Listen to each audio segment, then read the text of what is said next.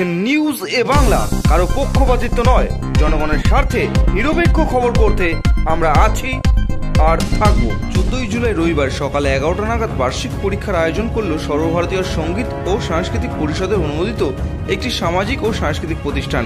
উত্তর 24 পরগনা জেলার বারাসাত 1 নম্বর ব্লকের দত্তপুকুর থানার অন্তর্গত বারাসাত নপাড়া নেতাজি পল্লী এলাকায় একটি বিদ্যালয়ে প্রায় 103 জন ছাত্রছাত্রীকে নিয়ে সঙ্গীত, গিটার, নৃত্য, আবৃত্তি, অঙ্কন ও আরও বিভিন্ন বিষয়ের উপর পরীক্ষার আয়োজন করা হয়। এই প্রসঙ্গে প্রতিষ্ঠানের প্রতিষ্ঠাতা আশিস কুমার বিশ্বাস জানিয়েছেন, সারা পশ্চিমবঙ্গে যে পরীক্ষা বোর্ডের তরফ থেকে শুরু করা হয়েছে, আজ সেই পরীক্ষা অনুষ্ঠিত হচ্ছে। এই অনুষ্ঠানে উপস্থিত ছিলেন সর্বভারতীয় সঙ্গীত ও সাংস্কৃতিক পরিষদের বিচারকেরা। আজকে আমাদের সারা বছর পর যে পরীক্ষা হয়, বোর্ড থেকে যে পরীক্ষা শুরু হয়, সেই বাৎসরিক যে পরীক্ষা, সেই পরীক্ষাটা আজকে আমাদের অনুষ্ঠিত হচ্ছে। এটা আমাদের প্রত্যেক বছর অনুষ্ঠিত হয়ে থাকে।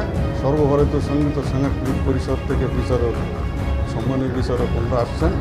তাছাড়া এলাকার যত গণ্যমান্য ব্যক্তি আছে, আমরা আমাদের সঙ্গে জড়িত আছে। আমাদের সহযোগিতায় আমাদের প্রত্যেক বছরই আমরা একটা করে থাকি। এবার আমরা এই স্কুলটা বেছে নিয়েছি। আমাদের এখানে যে হেড স্যার আছে, উনি আমাদেরকে বিশালভাবে সহযোগিতা করেছেন। তারপর অন্যান্য যারা মেম্বার আছে, পঞ্চায়েত সমিতিতে যারা আছে, সবাই থেকেই আমাদের এই পরীক্ষাটা হয় এবং প্রত্যেক বছরই এটা আমাদের অনুষ্ঠিত হয়।